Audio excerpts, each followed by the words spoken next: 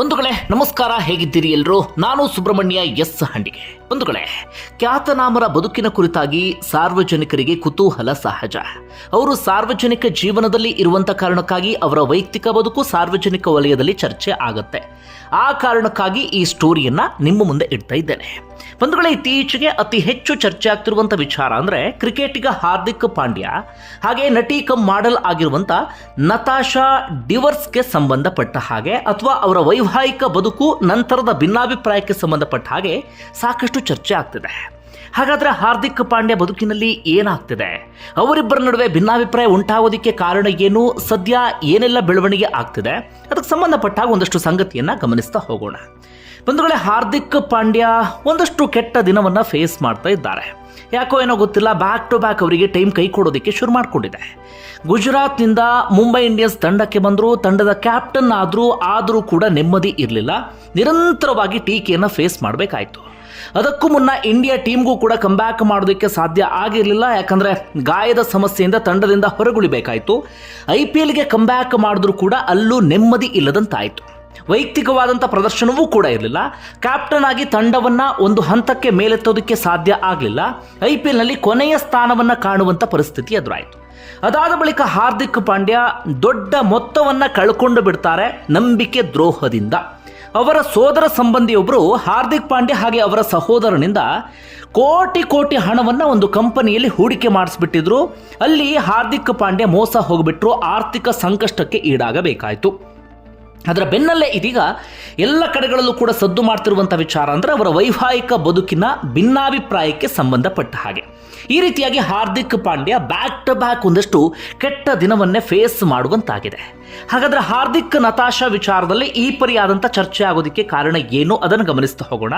ಅದಕ್ಕೂ ಮುನ್ನ ಈ ಹಾರ್ದಿಕ್ ಮತ್ತು ನತಾಶಾ ಲವ್ ಸ್ಟೋರಿಯನ್ನು ಗಮನಿಸೋಣ. ಬಂಧುಗಳೇ, ಹಾರ್ದಿಕ್ ಪಾಂಡ್ಯ ನಿಮ್ಮೆಲ್ಲರಿಗೂ ಕೂಡ ಗೊತ್ತಿರುವ ಹಾಗೆ ಶ್ರೀಮಂತ ಕುಟುಂಬದಲ್ಲಿ ಹುಟ್ಟಿದಂಥವರಲ್ಲ, ಸಾಮಾನ್ಯ ಕುಟುಂಬದಲ್ಲಿ ಹುಟ್ಟಿದಂಥವರು.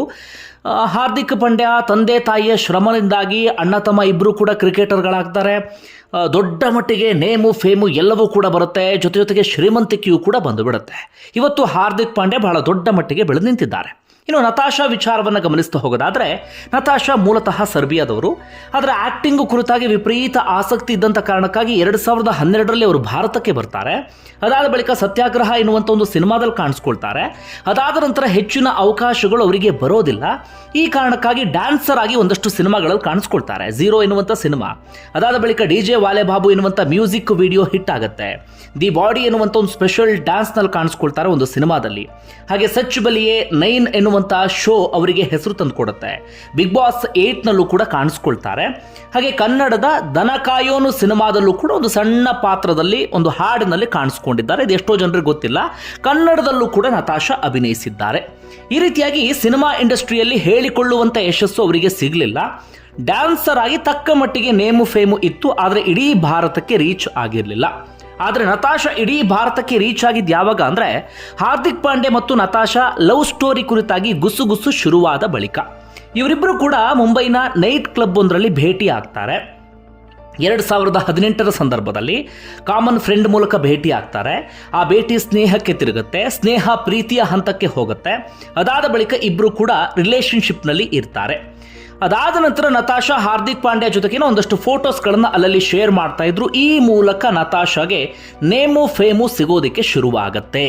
ಅವರಿಗೆ ಡ್ಯಾನ್ಸ್ನಲ್ಲೂ ಆ ನೇಮ್ ಸಿಗಲಿಲ್ಲ, ಸಿನಿಮಾದ ಆ್ಯಕ್ಟಿಂಗ್ನಲ್ಲೂ ಕೂಡ ಆ ನೇಮ್ ಸಿಗಲಿಲ್ಲ. ಆದರೆ ಹಾರ್ದಿಕ್ ಪಾಂಡ್ಯ ಜೊತೆಗೆ ಓಡಾಡೋದಕ್ಕೆ ಶುರು ಮಾಡ್ಕೊಳ್ತಾ ಇದ್ದ ಹಾಗೆ ಎಲ್ಲ ಮಾಧ್ಯಮಗಳ ಕಣ್ಣು ಕೂಡ ನತಾಶಾ ಕಡೆಗೆ ಬೀಳುತ್ತೆ. ಯಾರಿದು ನತಾಶಾ ಅಂತ ಒಂದಷ್ಟು ಚರ್ಚೆ ಎಲ್ಲವೂ ಕೂಡ ಶುರು ಆಗುತ್ತೆ. ಒಟ್ಟಾರೆಯಾಗಿ ಹಾರ್ದಿಕ್ ಪಾಂಡ್ಯ ಎನ್ನುವಂಥ ಹೆಸರು ನತಾಶಾ ಎನ್ನುವಂಥ ಹೆಸರನ್ನ ಮುನ್ನೆಲೆಗೆ ತರುವಲ್ಲಿ ಯಶಸ್ವಿ ಆಗುತ್ತೆ. ಅದಾದ ಬಳಿಕ ನತಾಶಾ ಎಲ್ಲೆಲ್ಲಿ ಹೋಗ್ತಾರೆ ಎಲ್ಲ ಕಡೆಗಳಲ್ಲೂ ಕೂಡ ಮಾಧ್ಯಮದವರು ಕೂಡ ಅವರ ಹಿಂದೆ ಬೀಳ್ತಾ ಇದ್ರು. ಅದಾದ ನಂತರ ಹಾರ್ದಿಕ್ ಪಾಂಡ್ಯ ಮತ್ತು ನತಾಶಾ 2020ರಲ್ಲಿ ಎಂಗೇಜ್ಮೆಂಟ್ ಆಗ್ತಾರೆ. ಸರಳವಾಗಿ ಕೊರೋನಾ ಇದ್ದಂಥ ಕಾರಣಕ್ಕಾಗಿ ಅದೇ ವರ್ಷ ಅವರಿಬ್ಬರು ಕೂಡ ಮಗುವಿಗೂ ಜನ್ಮ ಕೊಡ್ತಾರೆ. ಅಗಸ್ತ್ಯ ಅಂತ ಹೆಸರನ್ನು ಕೂಡ ಇರ್ತಾರೆ. 2023ರಲ್ಲಿ ಹಿಂದೂ ಮತ್ತು ಕ್ರಿಶ್ಚಿಯನ್ ಸಂಪ್ರದಾಯದಂತೆ ಮಗನ ಎದುರಲ್ಲೇ ಮದುವೆ ಆಗ್ತಾರೆ. ಒಂದು ರೀತಿಯಲ್ಲಿ ವಿಶಿಷ್ಟ ಮದುವೆ ಅಂತ ಕರೆಸ್ಕೊಳ್ತು. ಮಗು ಆದ ನಂತರ ಅವರಿಬ್ಬರು ಕೂಡ ಮದುವೆ ಆಗ್ತಾರೆ. ಅದಾದ ನಂತರ ಮಾತ್ರ ಇಬ್ಬರು ಕೂಡ ಬಹಳ ಚೆನ್ನಾಗಿರ್ತಾರೆ. ಹಾರ್ದಿಕ್ ಪಾಂಡ್ಯ ಯಾವ್ಯಾವ ಮ್ಯಾಚ್ ಆಡ್ತಿರ್ತಾರೆ ಅಲ್ಲೆಲ್ಲ ಕಡೆಗಳಲ್ಲೂ ಕೂಡ ಗ್ರೌಂಡ್ಗೆ ಬಂದು ನತಾಶಾ ಪ್ರೋತ್ಸಾಹಿಸುವಂಥ ಕೆಲಸವನ್ನು ಮಾಡ್ತಿರ್ತಾರೆ. ಇಬ್ಬರು ಕೂಡ ಸಾಕಷ್ಟು ಕಾರ್ಯಕ್ರಮಗಳಲ್ಲಿ ಒಟ್ಟಿಗೆ ಕಾಣಿಸ್ಕೊಳ್ತಿರ್ತಾರೆ. ಹಾಗೆ ಹಾರ್ದಿಕ್ ಪಾಂಡ್ಯ ಫೋಟೋಸನ್ನು ನತಾಶಾ ಶೇರ್ ಮಾಡೋದು, ನತಾಶಾ ಫೋಟೋಸನ್ನು ಹಾರ್ದಿಕ್ ಪಾಂಡ್ಯ ಶೇರ್ ಮಾಡೋದು, ಇದು ನಿರಂತರವಾಗಿ ನಡ್ಕೊಂಡು ಬರ್ತಿರುತ್ತೆ. ಇವರಿಬ್ಬರ ಕಪಲನ್ನು ನೋಡೋದಕ್ಕೆ ಎಲ್ರಿಗೂ ಕೂಡ ಖುಷಿ ಆಗ್ತಿರುತ್ತೆ. ವಾ ಇದ್ರೆ ಹೀಗಿರಬೇಕು ಅಂತ ಎಲ್ಲರೂ ಕೂಡ ಅಂದ್ಕೊಳ್ತಾ ಇದ್ರು. ಆದರೆ ಸುದೀರ್ಘ ಅವಧಿಯವರೆಗೆ ಆ ಬಾಂಧವ್ಯ ಮುಂದುವರಿತಿರುವ ರೀತಿಯಲ್ಲಿ ಕಾಣಿಸ್ತಾ ಇಲ್ಲ. ಈಗ ಯಾಕೆ ಡಿವೋರ್ಸ್ ಕುರಿತಾಗಿ ಚರ್ಚೆ ಆಗ್ತಿದೆ ಅಂತ ಗಮನಿಸ್ತಾ ಹೋಗೋದಾದ್ರೆ, ಹಾರ್ದಿಕ್ ಪಾಂಡ್ಯ ಪ್ರದರ್ಶನ ವೀಕ್ ಆದಾಗ ತಂಡವನ್ನು ಸರಿಯಾಗಿ ಮುನ್ನಡೆಸೋದಕ್ಕೆ ಸಾಧ್ಯ ಆಗದಿದ್ದಾಗಲೇ ಒಂದಷ್ಟು ಜನ ಗೆಸ್ ಮಾಡ್ತಾ ಇದ್ರು ಏನೋ ಆಗಿದೆ ಅವರ ವೈಯಕ್ತಿಕ ಬದುಕಿನಲ್ಲಿ, ಅಥವಾ ಇನ್ನೇನೋ ಸಮಸ್ಯೆಯಿಂದ ಅವರು ಒದ್ದಾಡ್ತಿದ್ದಾರೆ ಅಂತ. ಅದೇ ಸಂದರ್ಭದಲ್ಲಿ ನತಾಶಾ ಏನು ಮಾಡ್ತಾರೆ, ತಮ್ಮ ಇನ್ಸ್ಟಾಗ್ರಾಮ್ ನೇಮ್ ಇರುತ್ತಲ್ಲ ಅದರಲ್ಲಿ ಪಾಂಡ್ಯ ಎನ್ನುವಂಥ ಹೆಸರನ್ನು ತೆಗೆದು ಬಿಡ್ತಾರೆ. ಪಾಂಡ್ಯ ಎನ್ನುವಂಥ ಹೆಸರನ್ನು ತೆಗೆದಾಗಲೇ ಒಂದಷ್ಟು ಚರ್ಚೆ ಶುರುವಾಗುತ್ತೆ. ಯಾಕಂದರೆ ದೊಡ್ಡ ದೊಡ್ಡ ಸೆಲೆಬ್ರಿಟಿಗಳ ವೈವಾಹಿಕ ಬದುಕಿನಲ್ಲಿ ಭಿನ್ನಾಭಿಪ್ರಾಯ ಅಂತ ಗೊತ್ತಾಗೋದೇ ಇತ್ತೀಚೆಗೆ ಸೋಷಿಯಲ್ ಮೀಡಿಯಾ ಮೂಲಕ. ಅಷ್ಟರ ಮಟ್ಟಿಗೆ ಸೋಷಿಯಲ್ ಮೀಡಿಯಾ ನಮ್ಮ ಬದುಕನ್ನು ಆವರಿಸ್ಕೊಂಡು ಬಿಟ್ಟಿದೆ. ಸೋಷಿಯಲ್ ಮೀಡಿಯಾ ಮೂಲಕವೇ ಎಲ್ಲವನ್ನು ಕೂಡ ಜಡ್ಜ್ ಮಾಡುವ ಹಂತದವರೆಗೆ ಇತ್ತೀಚೆಗೆ ಬಂದುಬಿಟ್ಟಿದೆ. ಅಷ್ಟು ಮಾತ್ರ ಅಲ್ಲ, ಒಂದು ಕಡೆಯಿಂದ ಅವರ ಹೆಸರನ್ನು ತೆಗೆದು ಬಿಡ್ತಾರೆ. ಅದಾದ ಬಳಿಕ ಪಾಂಡ್ಯ ಜೊತೆಗೆ ನಿರಂತರವಾಗಿ ಫೋಟೋಸನ್ನು ಅಪ್ಲೋಡ್ ಮಾಡ್ತಿದ್ದವರು ಇದ್ದಕ್ಕಿದ್ದ ಹಾಗೆ ನಿಲ್ಲಿಸ್ಬಿಡ್ತಾರೆ. ಮಾರ್ಚ್ 4ಕ್ಕೆ ನತಾಶಾ ಹುಟ್ಟುಹಬ್ಬ ಇರುತ್ತೆ, ಅವತ್ತು ಕೂಡ ಹಾರ್ದಿಕ್ ಪಾಂಡ್ಯ ವಿಶ್ ಮಾಡೋದಿಲ್ಲ. ಹಾಗೆ ಹಾರ್ದಿಕ್ ಪಾಂಡ್ಯ ಅಷ್ಟೊಂದು ಮ್ಯಾಚ್ನಲ್ಲಿ IPL ನಲ್ಲಿ ಕಾಣಿಸ್ಕೊಂಡ್ರು, ಜೊತೆಗೆ ಮುಂಬೈ ಟೀಮ್ನ ಕ್ಯಾಪ್ಟನ್ ಆಗಿದ್ರು ಕೂಡ ನತಾಶಾ ಗ್ರೌಂಡ್ನಲ್ಲೂ ಕೂಡ ಕಾಣಿಸ್ಕೊಳ್ಳಿಲ್ಲ. ಆಗ ಒಂದಷ್ಟು ಚರ್ಚೆ ಎಲ್ಲವೂ ಕೂಡ ಶುರುವಾಗುತ್ತೆ, ಇವರಿಬ್ಬರ ನಡುವೆ ಏನೋ ಸಮಸ್ಯೆ ಆಗಿದೆ ಅಂತ. ಅದಾದ ನಂತರ ಇನ್ಸ್ಟಾಗ್ರಾಮ್ನಲ್ಲಿ ಒಂದು ಸ್ಟೋರಿಯನ್ನು ಕೂಡ ಹಾಕಿಬಿಡ್ತಾರೆ. ಟ್ರಾಫಿಕ್ ಚಿಹ್ನೆಯ ಒಂದಷ್ಟು ಫೋಟೋಸನ್ನು ಹಾಕಿಬಿಟ್ಟು ಯಾರೋ ಒಬ್ಬರು ಬೀದಿಗೆ ಬರೋಕೆ ರೆಡಿಯಾಗಿದ್ದಾರೆ ಅಂತ ಅದನ್ನು ಹಾರ್ದಿಕ್ ಪಾಂಡ್ಯಗೆ ಹೇಳಿದ್ದು ಅಂತ ಒಂದಷ್ಟು ಜನ ಚರ್ಚೆಯನ್ನು ಶುರು ಮಾಡ್ಕೊಳ್ತಾರೆ. ಒಟ್ಟಾರೆಯಾಗಿ ಎಲ್ಲ ವಿಚಾರಗಳಿಗೆ ಸಂಬಂಧಪಟ್ಟ ಹಾಗೆ ಡಿವೋರ್ಸ್ ಕುರಿತಾಗಿ ಒಂದಷ್ಟು ಚರ್ಚೆ ಶುರುವಾಗುತ್ತೆ. ಅದಾದ ನಂತರ ಹಾರ್ದಿಕ್ ಪಾಂಡ್ಯ ಎಲ್ಲೂ ಕೂಡ ಕಾಣಿಸ್ಕೊಳ್ಳೋದಿಲ್ಲ. ಯಾವುದೋ ಒಂದು ದೇಶದಲ್ಲಿ ಸ್ವಿಮ್ಮಿಂಗ್ ಪೂಲ್ನಲ್ಲಿ ಅವರು ಇರುವಂಥ ಒಂದು ವಿಡಿಯೋ ಮಾತ್ರ ಅಪ್ಲೋಡ್ ಮಾಡಿರ್ತಾರೆ. ಅದಾದ ಬಳಿಕ ಹೆಚ್ಚಾಗಿ ಎಲ್ಲೂ ಕೂಡ ಕಾಣಿಸ್ಕೊಳ್ಳಿಲ್ಲ. ಇಂಡಿಯಾ ಟೀಮ್ ವರ್ಲ್ಡ್ ಕಪ್ಗೋಸ್ಕರ ಅಮೇರಿಕಾಗೆ ಹೋದರೂ ಕೂಡ ಆ ಬ್ಯಾಚ್ನಲ್ಲೂ ಕೂಡ ಹಾರ್ದಿಕ್ ಪಾಂಡ್ಯ ಕಾಣಿಸ್ಕೊಳ್ಳಿಲ್ಲ. ಆಗಲೂ ಕೂಡ ಈ ಚರ್ಚೆ ಇನ್ನಷ್ಟು ಜೋರಾಗುತ್ತೆ. ಮತ್ತೊಂದು ಕಡೆಯಿಂದ ನತಾಶಾ ದಿಶಾ ಪಟಾನಿಯ ಮಾಜಿ ಗೆಳೆಯ ಅಲೆಕ್ಸಾಂಡರ್, ಇವರ ಜಿಮ್ ಟ್ರೈನರ್ ಕೂಡ ಹೌದು, ಅವ್ರ ಜೊತೆಗೆ ಕಾಣಿಸ್ಕೊಳ್ತಾರೆ. ಇಬ್ರು ಕಾಫಿಗೋ ಟಿಫನ್ಗೋ ಏನೋ ಹೋಗ್ತಿರ್ತಾರೆ. ಆಗ ಒಂದಷ್ಟು ಜನ ಹೋಗಿ ಮಾತಾಡಿಸ್ತಾರೆ, ಡಿವೋರ್ಸ್ ಬಗ್ಗೆ ಏನು ಹೇಳ್ತೀರಿ ಅಂತ. ಥ್ಯಾಂಕ್ ಯು ಅಂತಷ್ಟೇ ನತಾಶಾ ಹೇಳ್ತಾರೆ, ಯಾವುದೇ ಪ್ರತಿಕ್ರಿಯೆಯನ್ನು ಕೂಡ ಕೊಡೋದಿಲ್ಲ. ಆಗ ಎಲ್ರಿಗೂ ಕೂಡ ಅನುಮಾನ ಜಾಸ್ತಿ ಆಗುತ್ತೆ. ಹೌದು, ಇವರಿಬ್ಬರ ನಡುವೆ ಏನೋ ಸಮಸ್ಯೆ ಆಗಿದೆ, ಇದು ಇನ್ಯಾವುದೋ ರೂಪವನ್ನು ಪಡೆದುಕೊಳ್ತಾ ಇದೆ. ಕೆಲವು ವರ್ಷಗಳಲ್ಲಿ ಈ ವೈವಾಹಿಕ ಬಂಧನದಲ್ಲಿ ಬಿರುಕು ಕಾಣಿಸ್ಕೊಂಡಿದೆ, ಭಿನ್ನಾಭಿಪ್ರಾಯ ಕಾಣಿಸ್ಕೊಂಡಿದೆ, ಸದ್ಯದಲ್ಲೇ ಮುರಿದು ಬೀಳುವ ಹಾಗೆ ಕಾಣಿಸ್ತಿದೆ ಅಂತ. ಇಷ್ಟೆಲ್ಲ ಚರ್ಚೆ ಆದರೂ ಕೂಡ ಹಾರ್ದಿಕ್ ಪಾಂಡ್ಯ ಈ ವಿಚಾರಕ್ಕೆ ಸಂಬಂಧಪಟ್ಟ ಹಾಗೆ ಪ್ರತಿಕ್ರಿಯೆ ಕೊಟ್ಟಿಲ್ಲ. ನತಾಶಾ ಕೂಡ ಥ್ಯಾಂಕ್ ಯು ಅಂತ ಹೇಳೋದು ಬಿಟ್ಟರೆ ಬೇರೆ ಯಾವುದೇ ಪ್ರತಿಕ್ರಿಯೆಯನ್ನು ಕೊಟ್ಟಿಲ್ಲ. ಹೀಗಾಗಿ ಬಹುತೇಕರಿಗೆ ಈ ಸುದ್ದಿ ಕನ್ಫರ್ಮ್ ಎನ್ನುವ ರೀತಿಯಲ್ಲಿ ಅನಿಸ್ತಾ ಇದೆ.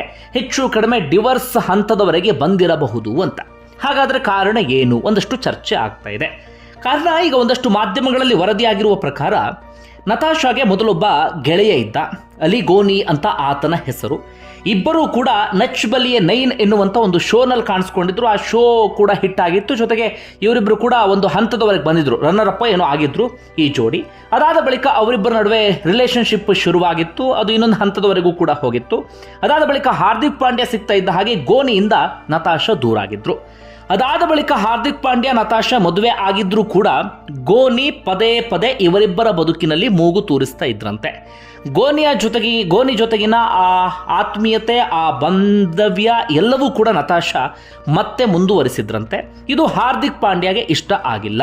ಇದೇ ವಿಚಾರಕ್ಕೆ ಸಂಬಂಧಪಟ್ಟ ಹಾಗೆ ಮನಸ್ತಾಪ ಉಂಟಾಗಿ ಅದು ಈ ಹಂತದವರೆಗೆ ಬಂದಿದೆ ಎನ್ನುವಂಥ ಚರ್ಚೆ ನಡೀತಾ ಇದೆ. ನತಾಶಾ ಹಾರ್ದಿಕ್ ಪಾಂಡ್ಯರಿಂದ ಎಲ್ಲವನ್ನೂ ಕೂಡ ಪಡೆದುಕೊಂಡ್ರು. ನೇಮು, ಫೇಮು, ಹಣ, ಶ್ರೀಮಂತಿಕೆ ಎಲ್ಲವೂ ಕೂಡ ಬಂತು. ಆದರೆ ಹಳೆಯ ಗೆಳೆಯನ ಜೊತೆಗಿನ ಆ ಬಾಂಧವ್ಯ ಬೇಕಿತ್ತಾ ಅನ್ನೋದು ಒಂದಷ್ಟು ಜನರ ಪ್ರಶ್ನೆ. ಇದನ್ನು ಹಾರ್ದಿಕ್ ಪಾಂಡ್ಯ ಕುಟುಂಬ ಸಹಿಸಿಕೊಳ್ಳೋದಕ್ಕೆ ರೆಡಿ ಇರಲಿಲ್ಲ. ಹೀಗಾಗಿ ಮನಸ್ತಾಪ ಜಾಸ್ತಿ ಆಯಿತು ಎನ್ನುವಂಥ ಚರ್ಚೆ ಜೋರಾಗಿ ನಡೀತಾ ಇದೆ. ಹಾಗೆ ಹಾರ್ದಿಕ್ ಪಾಂಡ್ಯಗಿಂತಲೂ ಕೂಡ ದೊಡ್ಡವರು ನತಾಶಾ. ಈ ವಿಚಾರಕ್ಕೆ ಸಂಬಂಧಪಟ್ಟ ಹಾಗೆ ಮೊದಲೇ ಕುಟುಂಬದಲ್ಲಿ ಸ್ವಲ್ಪ ಮಟ್ಟಿಗೆ ಅಂದರೆ ಅವರಿಗೆ ಒಪ್ಪಿಗೆ ಇಲ್ಲ ಅಂಥದ್ದೆಲ್ಲವೂ ಕೂಡ ಇತ್ತು. ಯಾವಾಗ ಈ ಎಲ್ಲ ವಿಚಾರವು ಹೊರಗಡೆ ಬಂತು, ಕುಟುಂಬಸ್ಥರು ಇನ್ನಷ್ಟು ಈ ವಿಚಾರದಲ್ಲಿ ವಿರೋಧವನ್ನು ವ್ಯಕ್ತಪಡಿಸಿದ್ರು. ಅದು ಈ ಹಂತದವರೆಗೆ ತೆಗೆದುಕೊಂಡು ಬಂತು ಎನ್ನುವಂಥ ಒಂದಷ್ಟು ಚರ್ಚೆ ನಡೀತಾ ಇದೆ. ಅದೆಲ್ಲದಕ್ಕಿಂತಲೂ ಮಿಗಿಲಾಗಿ ಜೋರಾಗಿ ಚರ್ಚೆ ಆಗ್ತಿರುವಂಥ ವಿಚಾರ ಅಂದರೆ, ಡಿವೋರ್ಸ್ ಆದರೆ ಹಾರ್ದಿಕ್ ಪಾಂಡ್ಯ ತಮ್ಮ ಪತ್ನಿಯಾಗಿರುವಂಥ ನತಾಶಾಗೆ 70% ತಮ್ಮ ಆಸ್ತಿಯನ್ನು ಕೊಡಬೇಕಾಗುತ್ತೆ ಎನ್ನುವಂಥ ಒಂದಷ್ಟು ಚರ್ಚೆ, ಒಂದಷ್ಟು ವರದಿ ಎಲ್ಲವೂ ಕೂಡ ಬಂದಿದೆ. ಈಗ ನತಾಶ್ ಒಂದು ಪೋಸ್ಟನ್ನು ಹಾಕಿದ್ರು ಇನ್ಸ್ಟಾಗ್ರಾಮ್ನಲ್ಲಿ, ಯಾರೋ ಒಬ್ಬರು ಸದ್ಯದಲ್ಲೇ ಬೀದಿಗೆ ಬರೋಕ್ಕೆ ರೆಡಿ ಆಗಿದ್ದಾರೆ ಅಂತ. ಅದಕ್ಕೂ ಇದಕ್ಕೂ ಇದೀಗ ಹೋಲಿಕೆ ಮಾಡಲಾಗ್ತಾ ಇದೆ. ಅಂದರೆ 70% ಆಸ್ತಿಯನ್ನು ಹಾರ್ದಿಕ್ ಪಾಂಡ್ಯ ನನಗೆ ಕೊಟ್ಟುಬಿಟ್ರೆ ಹಾರ್ದಿಕ್ ಪಾಂಡ್ಯ ಬೀದಿಗೆ ಬರ್ತಾರೆ ಎನ್ನುವ ರೀತಿಯಲ್ಲಿ ನತಾಶಾ ಪೋಸ್ಟನ್ನು ಹಾಕಿದ್ದಾರೆ ಎನ್ನುವಂಥ ಚರ್ಚೆ ಜೋರಾಗಿ ನಡೀತಾ ಇದೆ. ಇನ್ನೊಂದು ಚರ್ಚೆ ಏನಪ್ಪಾ ಅಂದರೆ, ಹಾರ್ದಿಕ್ ಪಾಂಡ್ಯ ಹಳೆ ವಿಡಿಯೋ ಕೂಡ ವೈರಲ್ ಆಗ್ತಾ ಇದೆ. ಆ ವಿಡಿಯೋದಲ್ಲಿ ಹಾರ್ದಿಕ್ ಪಾಂಡ್ಯ ಹೇಳಿರ್ತಾರೆ, ನಮ್ಮೆಲ್ಲರ ಆಸ್ತಿಯೂ ಕೂಡ ಅಮ್ಮನ ಹೆಸರಿನಲ್ಲಿದೆ, ಸಾಕು ಅಂದರೆ ದೊಡ್ಡ ಪ್ರಮಾಣದ ಆಸ್ತಿ ಅಮ್ಮನ ಹೆಸರಲ್ಲೇ ಮಾಡಿಬಿಟ್ಟಿದ್ದೇವೆ, ಮುಂದೊಂದು ದಿನ ನನ್ನ ಆಸ್ತಿಯನ್ನು ಯಾರಿಗೂ ಕೊಡುವಂಥ ಪ್ರಸಂಗ ಎದುರಾಗೋದಿಲ್ಲ ಅಂತ ಅವತ್ತೇ ಒಂದು ವಿಡಿಯೋದಲ್ಲಿ ಹೇಳಿರ್ತಾರೆ ಅಥವಾ ಇಂಟರ್ವ್ಯೂನಲ್ಲಿ ಹೇಳಿರ್ತಾರೆ. ಆ ವಿಚಾರ ಇದೀಗ ಮುನ್ನೆಲೆಗೆ ಬಂದಿದೆ. ಹಾರ್ದಿಕ್ ಪಾಂಡ್ಯ ಮಹಾ ಬುದ್ಧಿವಂತ, ಮುಂದೊಂದು ದಿನ ಹೀಗಾದರೂ ಕೂಡ ಸಮಸ್ಯೆ ಆಗಬಾರ್ದು ಅಂತ ಎಲ್ಲ ಆಸ್ತಿಯನ್ನು ಕೂಡ ಅಮ್ಮನ ಹೆಸರಲ್ಲಿ ಮಾಡಿಟ್ಟಿದ್ದಾರೆ.